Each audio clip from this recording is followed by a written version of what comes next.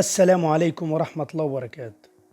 زي ما تعودنا يا جماعة نبدأ الفيديو بتاعنا النهاردة بالصلاة على الحبيب قلبك يطيب.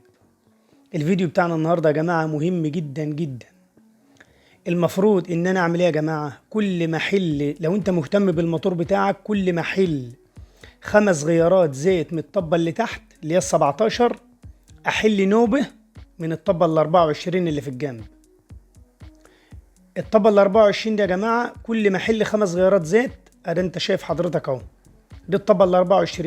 ربما الزبون ما بيبقاش واخد باله، في زبون واخد باله وساعات بيحل منها زيت، وفي زبون مش واخد باله وما بيحلش منها زيت.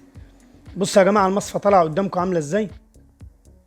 المصفى دي مش هتخرج زيت للمكنة خالص. الزيت بيعدي يا جماعة من المصفى دي يتنقى من العفر والأتربة والوسخ اللي فيه، وبعد كده يطلع للمكنة. دي مش هتطلع زيت للموتور خالص، الزيت هيفضل في بطن الموتور تحت. يا جماعة كل من هو مهتم بالموتور بتاعه ياخد باله من الطبة دي يا جماعة، ضروري ضروري ضروري. الفيديو دي يا جماعة مهم جدا والله العظيم، مش عشان حاجة، الفيديو دي مهم جدا. لازم أنا أحل 5 مرات أو 4 مرات من الطبة ال17 وأحل من هنا. دي المصفى الجديدة اهي.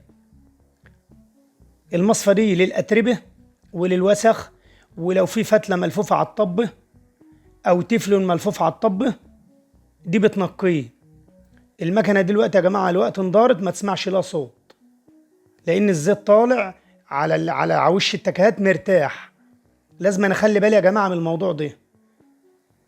أشوفك في فيديو جديد، والسلام عليكم ورحمة الله وبركاته.